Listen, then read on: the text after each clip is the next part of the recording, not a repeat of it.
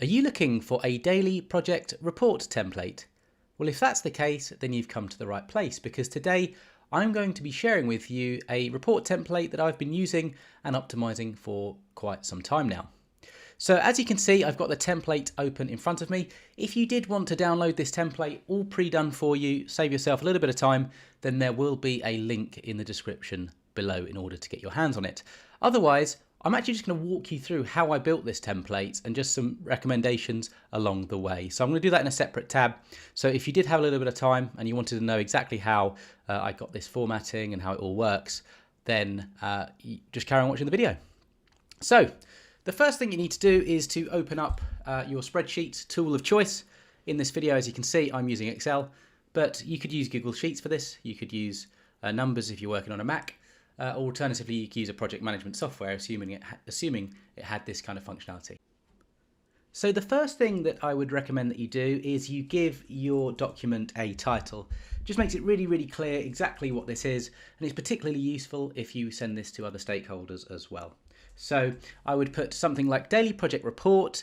I put that in cell A1, and I'm just going to make the font size larger simply by pressing this increase font size button. You could obviously change it from this as well.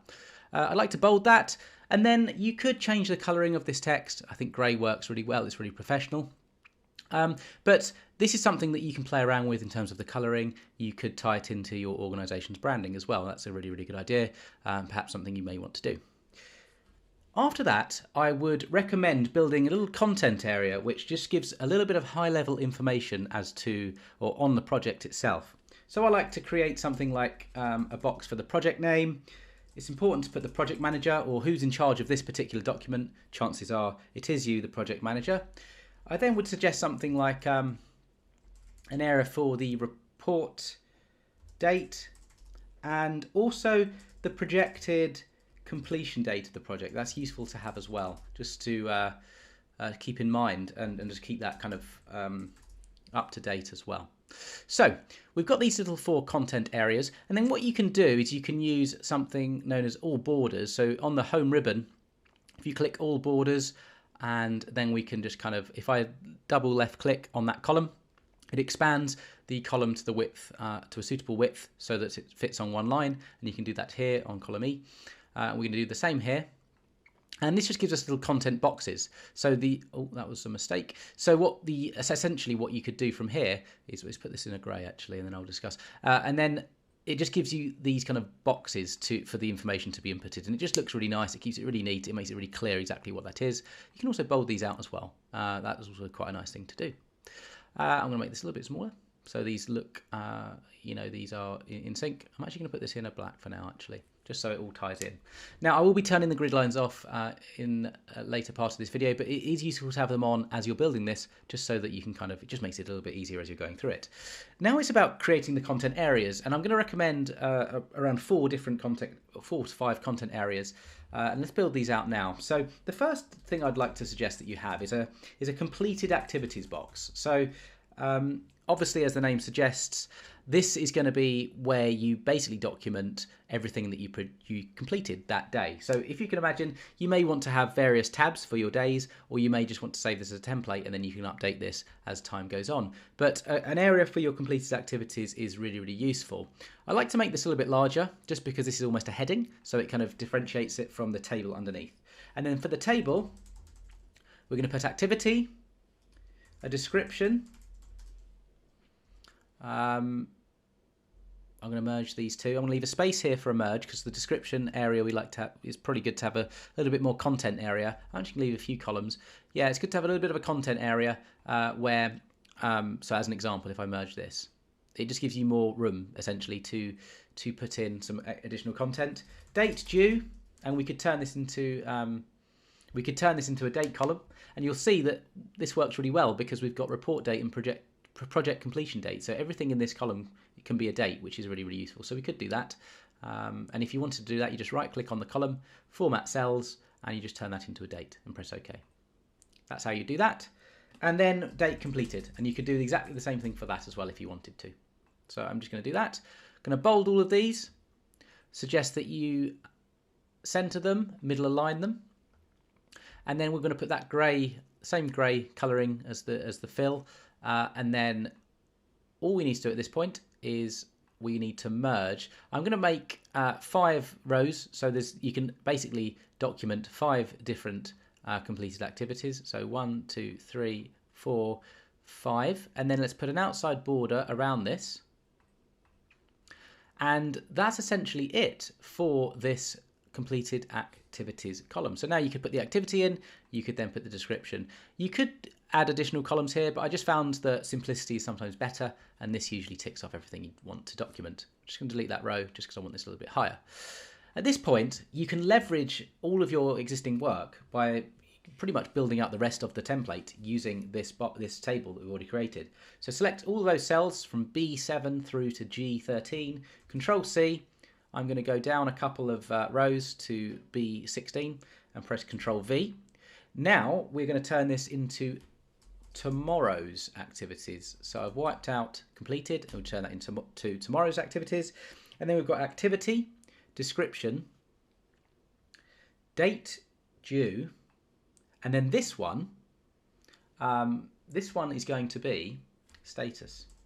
So this is where sometimes you might not be able to use the format cells date functionality if you've got an overlap. So as an example, we've got date completed here, and then we've got status. So it probably wouldn't make sense to put the format cells in this particular example unless you wanted to play around with this. You could perhaps work something out.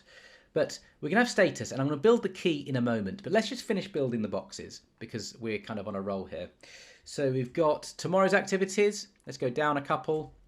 And this is what I mean by keeping the grid lines in, because then you can keep that consistency and you can visually see exactly where you need to go next.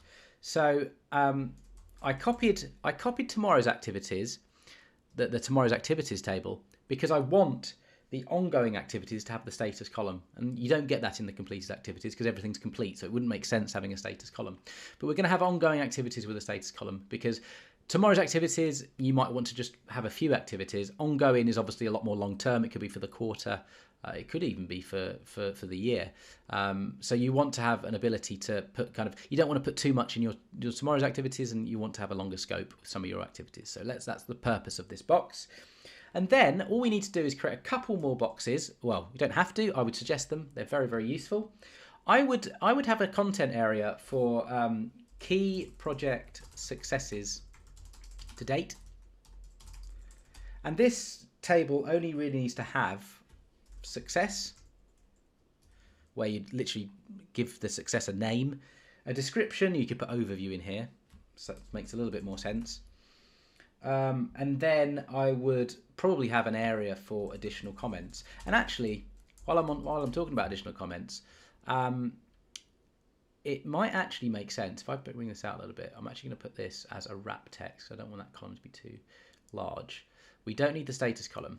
I'm actually going to copy and paste additional comments because I think that actually makes sense to have in every single table, because chances are you're going to want a content area where you don't have to fill this in, but it is useful to have should you want to, as I say, an area just to provide some additional commentary. So there's the additional comments section. Now all we need to do from here is just create some data validation just so that the status column or the status rows can be populated with a drop down other than having to type them in manually. So to do that, we're going to just call this a status key. Bold this. And the statuses I'd recommend, again, you may want to change these depending on your needs, but I would just suggest something like not started, in progress, on hold, and completed. They typically work really, really well.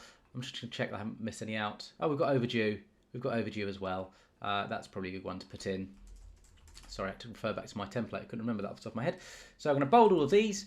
I'm going to put this in that grey. It just kind of indicates that it's a heading. And then all we need to do here is just provide some colour coding. So what we can do here is if we go into the home ribbon, and then I would use the fill colour. So not started, to me, a good kind of colour for that is a very light blue. In progress indicates a green to me, and a light green. Overdue, a kind of orange. We're going to go a bit of a lighter. No, we'll go to the lightest orange. On hold could be a red. or a darker orange, and then completed, I'd go for kind of a solid green in that instance. So there's our status key, and we could set up some conditional formatting so that when this was populated in the status column, then those colours come across as well. That is something we can do. I'll quickly show you how to do that in a sec. But let's just put the data validation on. So I found the quickest way to do this is to select the whole column of where the status is included, and then click Data, Data Validation, then select List. In the source area, left click in here, and then you want to select from J8 down to J12. Press OK, it does it all for us, and then you'll notice that we can use any of the drop downs in the entire column. Now, the issue is we don't want this in the date completed, and we don't want it in the blanks, and we probably don't want it in the headings either. So to get rid of them, all you need to do is select those cells where you don't want it, go back to Data, Data Validation, and just turn that from list to any value. And you'll notice it's dropped from there, but it's still in this area because I didn't take it off there. That was silly of me. So you may get this error message. The selection contains some cells without data validation settings. So you want to extend to these cells. Just put yes for now because we're just going to turn them off. So we don't need them any of here. I should have done it on that one as well. Sorry, bear with me. This is a bit slow of me. We want it, and we don't want it on these. And, I mean, you don't have to remove them from the in-betweens if in the interest of time, but you could do that if you just want a really clean template. And then you could also remove it from the rest of here if you wanted, but I think that'll be absolutely fine. So yeah, that's how essentially to create the daily project report. It's got everything you need in here. To remove the grid lines, just click View and you just check the grid lines off. And you've got yourself a report that you can populate every single day. As I say, you could have separate sheets. You could save this as a new file. But yeah, this is just a template that's worked really well for me. I'm actually going to put a little gap in here like that. And then make that a bit smaller like that. Just for a little bit of, I don't know, bring this out a little bit. But as you see, maybe play around with it, maybe change some of the things. I'll quickly just show you the, and you might want to even center this information. So I'll quickly show you that. So select all this and then just press home and then put middle so that it appears in the middle of the text box. I'll just quickly show you conditional formatting if you did want to put that on. I'll just show you one example. Conditional formatting, what you do is go to the home, conditional formatting. You can click new rule or manage rules. I'm going to press, yeah, you just click new rule. I should have done that the first time. Format only cells that contain cell value, specific text. Drop that down to specific text. Containing, let's just do not started. Then you change the format, so we'd want the fill to be the same colour that we set up. So I believe it was the kind of light blue. I think it was that one. Press OK and press apply. And you want to apply this to the entire sheet. So I would wipe that out. Then if you click this little bit at the top, it does the whole entire workbook. Saves you having to scroll and everything like that. Hit apply, and you'll notice this just pinged in the light blue. And you just set that up, that rule, for every single one. So you'd essentially have 1, 2, 3, 4, 5 rules, and you'd have the colour coding if you wanted that in. So I hope this video was useful. If it was, please do hit the like button. If you've got any questions, comments, feedback, then do drop them down below and I'll get back to you. And with all that said, consider subscribing to the channel if you haven't already. And if you're looking for any other templates, then be sure to check out some of my playlists because I've got lots of different templates. And if you subscribe and hit the bell button, you'll get notified of when I release new templates as well. All around project management, all very, very useful. And if you got this far, chances are you built this yourself. But yeah, there is a link in the description below if you did want to pick up this template. So all that said, I hope you have an excellent day.